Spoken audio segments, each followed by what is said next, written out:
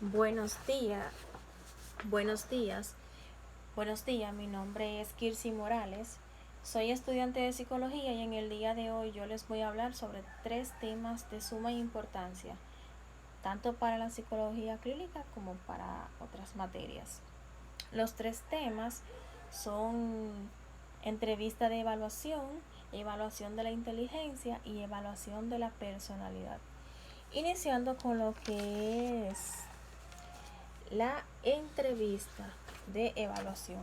Como dice aquí, la entrevista de la evaluación es un proceso de recogida de información dirigida por un psicólogo especializado.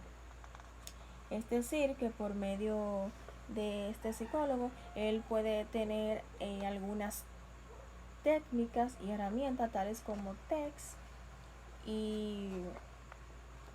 y entrevistas. Por otra parte, también podemos decir que la evaluación clínica representa la valoración de las virtudes y defectos del individuo. Por otra parte, también podemos decir que la entrevista de evaluación es la técnica más básica y práctica de utilización por su amplia gama en la aplicación y adaptabilidad que ésta tiene. En este proceso de evaluación, este comienza con lo que es el motivo de la consulta. Bien, como dice aquí, el motivo de consulta es el asunto planeado sobre el paciente por la fuente referida. Es decir, que es por esto que lo clínico donde deben iniciar o donde inician es por el motivo de consulta. Pero, ¿qué puede influir en el motivo de la consulta? Bueno, pues puede influir el compromiso teórico, o sea, el compromiso del clínico. Porque estos suelen encontrar otros tipos de información buscada. También puede influir la información obtenida. Y un ejemplo, si una persona tiene jaqueca y usted va donde un psicólogo clínico, es más que probable que un psicólogo clínico le va a decir a usted que usted debe de ir a un hospital para ponerle un medicamento. Sin embargo, un psicólogo conductual le va a decir que es por el estrés. Pero ¿a qué se debe esto? Esto se debe a que hacer psicólogos son dos psicólogos diferentes. Ambos tienen una definición distinta. Por ejemplo, si usted va a un psicólogo educativo, el psicólogo educativo lo más que puede decirle es que no, o sea, no puede decirle nada porque no está especializado en esa área y no sabe qué contestarle. Por eso dice que la evaluación es un conjunto de representación. ¿Por qué? Porque dice que no a todos los clientes o a todos los pacientes usted le puede aplicar la misma prueba. Tiene que aplicarle una prueba distinta porque todos tenemos algo distinto. En todo esto entra lo que es la empatía.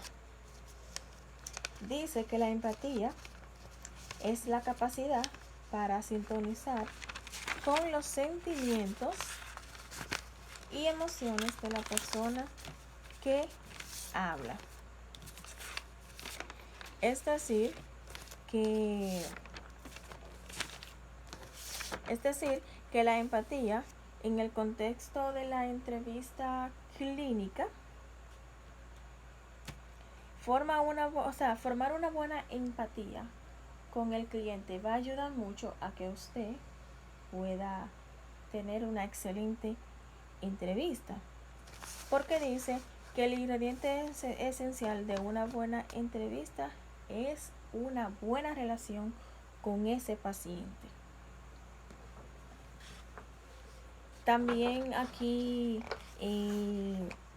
hablamos de lo que es, bueno, no está aquí, pero también está lo que son los fundamentos y técnica de la entrevista. Muchos factores influyen en la productividad y utilidad de los datos obtenidos de las entrevistas. Algunos tienen que ver con los escenarios físicos y estos se relacionan con la naturaleza del paciente. También dicen que las técnicas funcionan bien para un entrevistador porque pueden ser notoriamente y menos efectivos. Aquí continuamos con los temas que seguimos tratando. Ahora entramos a lo que son los tipos de entrevista. Iniciando con lo que es la entrevista de admisión. Dice que la entrevista de admisión es una entrevista realizada con los propósitos de determinar por qué el paciente ha acudido a una dependencia y también determinar si la dependencia que ha acudido el paciente lo puede satisfacer en sus necesidades. Continuamos con lo que es la entrevista de diagnóstico, que es una entrevista realizada con el propósito de llegar a una formación diagnóstica de acuerdo con el DSM-4. Entrevista de evaluación. Esta es una de las técnicas básicas que emplea el psicólogo clínico con el propósito de responder a un motivo de consulta. Entrevista de estado mental. Esta es una entrevista para evaluar el paciente en busca de la presencia de problemas cognitivos, emocionales o conductuales. Entrevista durante crisis. Esta es una entrevista realizada con el propósito de solucionar problemas a través de la crisis que ese individuo esté pasando o alentar al individuo para que éste revele su reacción terapéutica. También está lo que es la entrevista no estructurada, que esta es una entrevista en la que el clínico hace cualquier pregunta y en el orden que éste desee. También está lo que es la entrevista para historia clínica, que esta es realizada con el propósito de comprender los antecedentes del por qué esa persona acudió a una entrevista o a una consulta. También está lo que es la entrevista frente a pruebas. La entrevista frente a pruebas son estas que se basan en la recolección de datos en condiciones estandarizadas por medio de procedimientos explícitos. También está lo que es la entrevista computarizada. Esta es una entrevista que ya se usa poco realmente, pero también es un poco usada. También está lo que es la evaluación clínica, que es un enfoque de la evaluación que supone la valoración de las fortalezas y debilidades de un individuo. En todo esto también cabe destacar que la comunicación en cualquier entrevista debe de haber una buena y excelente comunicación, ya sea que se esté ayudando a un personal afligido o a un paciente, porque se debe de contar con el potencial suficiente. Hasta aquí este tema. Ahora entramos con lo que es, continuamos con lo que es la evaluación de la inteligencia.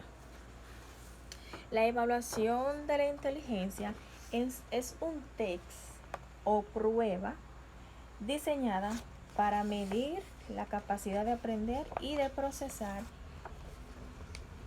la información nueva y conocer el coeficiente intelectual. Dice que fue elaborada por Binet. Dice que la evaluación es para conocer el CI. También dice que la evaluación de la inteligencia tiene una historia súper larga en la historia clínica, pero en este caso yo solamente les voy a hablar sobre los términos clave y lo más importante que tienen que ver con la evaluación de la inteligencia.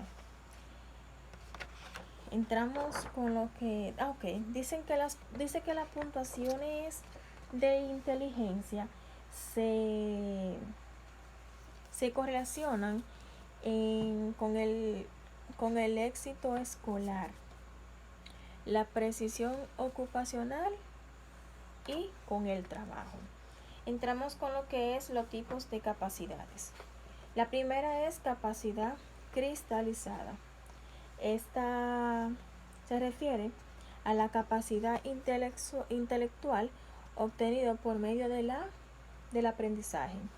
También está la capacidad fluida, que esta se refiere a la capacidad intelectual con la genética de una persona. También está la capacidad mental primaria, que está basada en que tiene 7 factores de inteligencia. Pueden observarlo para evaluar. Entre estos están lo que son el análisis factorial, numérico, fluidez verbal, comprensión verbal, velocidad de percepción, espacial, razonamiento y la memoria. Aquí también entra lo que es el coeficiente de inteligencia, que es un término para abordar problemas del uso de la diferencia ante la edad cronológica y la edad mental. Aquí también podemos hablar del coeficiente intelectual de desviación, que es el concepto introducido. Estoy hablando de esto. Es el concepto introducido verbal para abordar problemas observados cuando se le aplica a una persona mayor. Aquí también están los que son los tipos de confiabilidad. La primera es confiabilidad de consistencia interna, que es el grado en que los reactivos son homogéneos. La confiabilidad de división por mitades, que es el grado en que la puntuación de un individuo en una mitad pueden ser similares. La confiabilidad de forma equivalente es el grado en que un individuo obtiene puntuaciones parecidas o paralelas. La confiabilidad de prueba y recolección o recopilación es el grado en que un individuo da respuestas similares o estímulos paralelos. Y por último, la confiabilidad entre jueces. Este es el nivel de acuerdo que hay entre 2 o más jueces, ya que han evaluado al mismo individuo. En esto también está lo que es los fenotipos. Los fenotipos son características observables de un individuo. en este mismo orden también está lo que es la escala de Wechsler de inteligencia para adultos, que es una prueba de inteligencia para adultos que cuenta con una escala verbal y una escala de ejecución. Cada una tiene una subprueba. También está lo que son las escalas de Wechsler de inteligencia para niños, que son diseñadas obviamente para niños de entre 6 a 16 años. También está lo que son los gemelos criados juntos, gemelos criados separados, gemelos disigóticos y gemelos monocigóticos. Los gemelos monocigóticos son los que comparten el 100%. Los disigóticos son los que comparten un 50%. Los criados separados son los que al nacer son separados y los juntos son los que no los separan. En este orden terminamos, pero continuamos con lo que es la evaluación. Continuamos con lo que es también los tipos de validez. Dice que los tipos de validez está lo que es la validez de contenido, que dice por acá, estoy perdida. Bueno, la